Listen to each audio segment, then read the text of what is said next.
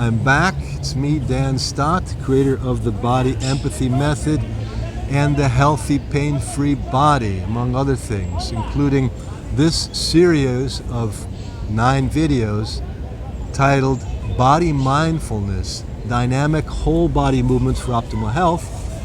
And this video in particular is the third in the middle series of 3 in the category of what I call the new power walking. That's right. I've already expressed in an earlier video in this series how disappointed I was when I saw what people were teaching on walking. The only innovation at all, which is a big one, an important one, was walking backwards, which I went over in the first video and may even do another video on that outside of this series. I think I will. So keep your eyes open for that.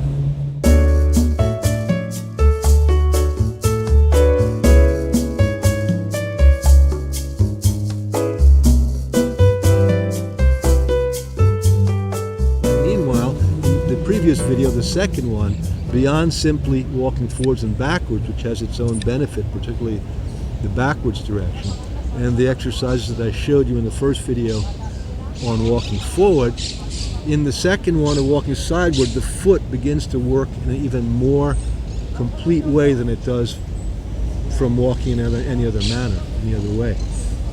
Now, finally, we're going to explore circular walking in circular motions, and the first motion is just a large circle, which ideally, as I mentioned earlier, if you have a rectangular space of 2 meters or 2 yards by 3 meters or 3 yards, that should be your little body empathy gym, whether it's inside your home. Hopefully, ideally you have that, even if you have to move furniture around, or if not, you can go out to the park. But in any case, the exercise involves beginning to walk in an oval, circle or oval. And when you want to change directions, the idea of the rectangular is very important, because if I'm walking in a circle in this direction and I come to the first corner, I don't want to pivot to make my turn, my change of direction. What I want to do is begin to turn towards the other corner, and from there I'm already preparing to change directions, because when you're riding a bicycle or a car and you want to turn, you don't pivot. The car doesn't pivot around, it turns. So it's the same thing with circular walking. When you want to change directions, you go to the far corner of the rectangle and then you cut across. And that's how you change direction in your circular walking. Now, when you change directions through cutting across and diagonal, it's also how you begin the second movement, which is an elliptical or infinity movement. So you begin to walk in an infinity motion.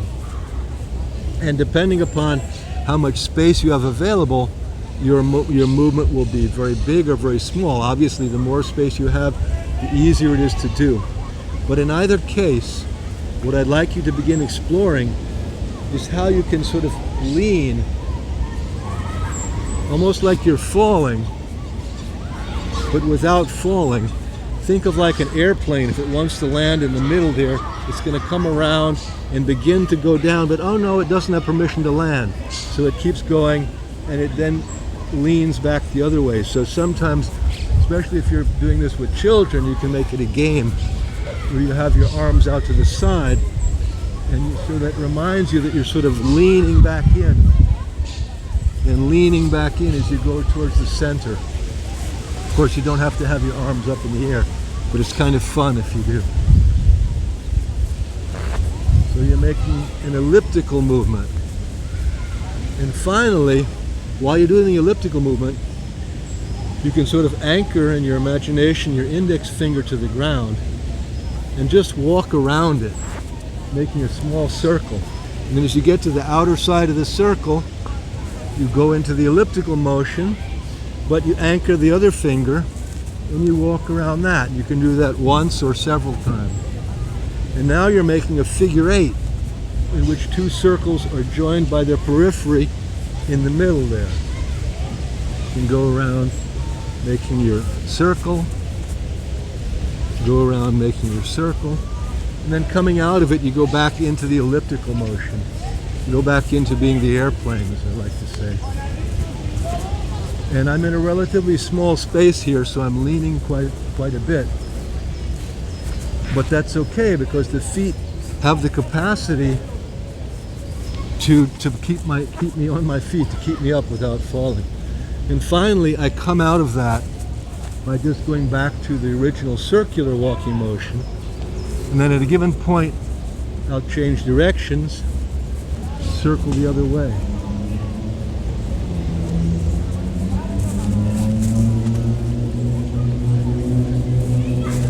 Voila, so that's it, circular walking. 3 variations on circling, so on walking in circles, or actually an oval, if you have the space. If it's a square, if you don't have a rectangle, then you do a circle. But the square in particular makes it easy to begin changing directions, because you're think of going on a diagonal from one corner to the other to make the turn that changes your direction. There's the elliptical movement, and finally, if you want, the end, the figure 8. I find that the elliptical movement is the most valuable because, like the sidewards walking one and walking backwards, again, you're using your feet, the muscles and joints of your feet, in a far more complete way than you normally use them. So if you're doing this, ideally you should be doing it barefoot if you're in your home, with or without socks, which, if you be careful with the socks, if your floor is very slippery, you don't want to slip and fall, or you do it outside in the park. You can do it at the beach too, although I have to say that walking in the sand is not as easy as you think. You tend to stay stuck when you walk in the sand, so it's actually better on a surface that is more level and firm than the sand, whether that's a grassy field or a floor, wooden floor, a tile floor inside your home. So these are my variations on walking, what I like to call the new power walking. And maybe I'll do another video on how this relates to running. I think I will do that, since so many people are into running.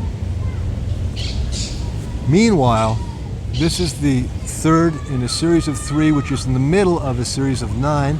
The next series will be on the fine art of throwing a ball. If you're watching this on my YouTube channel and you're not yet subscribed, please subscribe, hit the notification button so I can send you an email every time I upload a new video.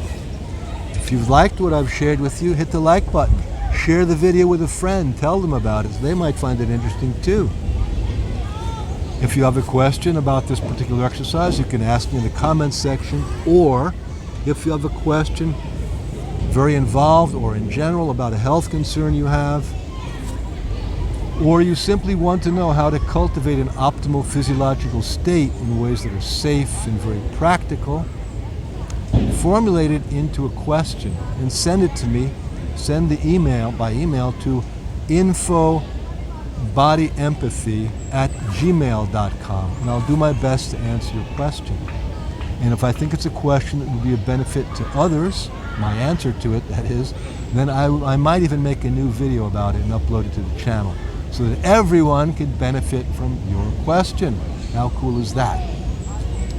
Meanwhile, think about how you can create a space in your own home, ideally your own little body empathy gym of a rectangular space of 2 by 3 meters or yards. That should be a very important thing that everyone should have. And if you're not able to do that, well then, find a place where you can do it outdoors, like in the park, and begin to do these exercises. And let me know how it goes for you. Feel free to comment or write me at the address I gave you. I want to know. So stay tuned for the next video in the final third of this series called Body-Mindfulness, Dynamic Whole Body Movements for Optimal Health. I look forward to seeing you in the next video. Bye for now.